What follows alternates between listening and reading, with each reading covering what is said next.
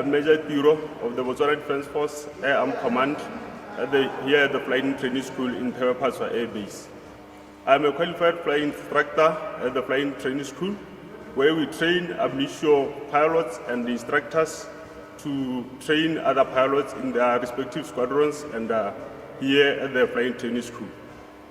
Behind me here is the PC-7 Mark II aircraft, which is our trainer aircraft that we use to train students here at the Flying Training School and other pilots who have not been current for some time. Like I was saying earlier on, that flying is an art and a science at the same time. And the science part of it is that from the basic of flying, when at school you learn about Bernoulli's theorem of how it creates pressure differences. We take it as our aerodynamics, or the basics of our aerodynamics. The fast moving air on the top of the wing creates a low pressure area here, and the low moving air below the wing creates a high pressure area. So because it's low pressure and high pressure and low pressure at the top, the aircraft will now move up as you pull back the control column from the inside. So the difference in pressures are the one that creates the lift of the aircraft. Okay, then one other subject that is science-based in flying is communications and navigation. So the basics of navigation is the triangle of velocities, whereby you have two variables and you have to get the third variable, of which, for example, you will have a direction that you want to fly, and then you will have winds pushing you away from the direction that you have to fly. So in order to compute what direction or what heading you should fly, you use the triangle of velocities to get your heading. And this is our heading. This is our compass that we use to fly when we are in the air. So if I'm heading, for example, this heading 337, and the winds are pushing me to the left, it means now I'll be heading maybe something like 303. So I have to use the triangle of velocities to get back on my track. And with the advancements now, we want someone who can comprehend this and go from analog to digital, as we say nowadays. To say nowadays we have advancements in aviation, whereby now we use electromagnetic waves, or we use systems that use technology or technologically advanced. So with that, we need also people who can understand when there are emergencies, to comprehend and try to figure out the problem with that. So with communications, we have radios here that also use electromagnetic waves. So with the frequencies, we learn about the high frequencies, short waves, and all that. That's what we use here.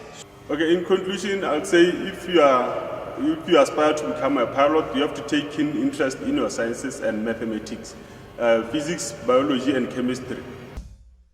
Good day, I'm Major Maroba from Air Defense Unit for Botswana Defense Force. I'm going to enlighten you about the STEM imperative that is embedded in our system for airspace management. Airspace management is conducted using various sensors that are deployed in various high grounds within the geopolitical boundaries of Botswana. To communicate with aircraft, we use ground-to-air radios. The type of sensors that are used for surveillance include radars and automatic dependent surveillance broadcast, ADSB. That's one of the sensors that we used for air surveillance. That's a radar system. The radar system works on the principles of electromagnetic waves to determine the distance, the bearing, and the velocity of the airborne object. The screen you see depicts the airspace that we monitor. I am Lieutenant Matlote from Botswana Defense Force. I am currently deployed in 5-3 Signal Maintenance Regiment. May I introduce to you the Mobile Emergency Response Communication System, MEX. In order for you to work with this system, you must have a background of information technology and engineering. Here we have the MSAT-95 and the MSAT-90.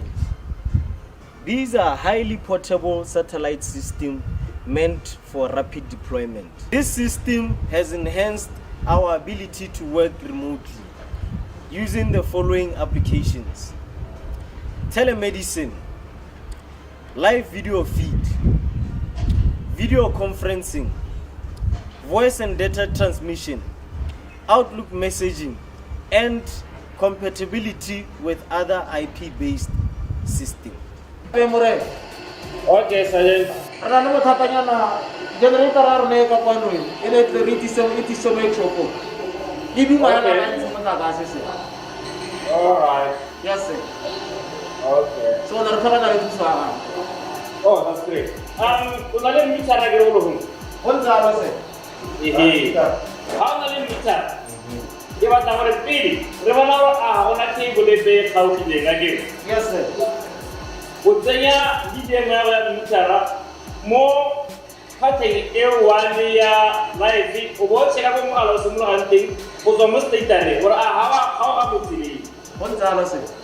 I am Captain Matake of Botswana Defence Force AM Command.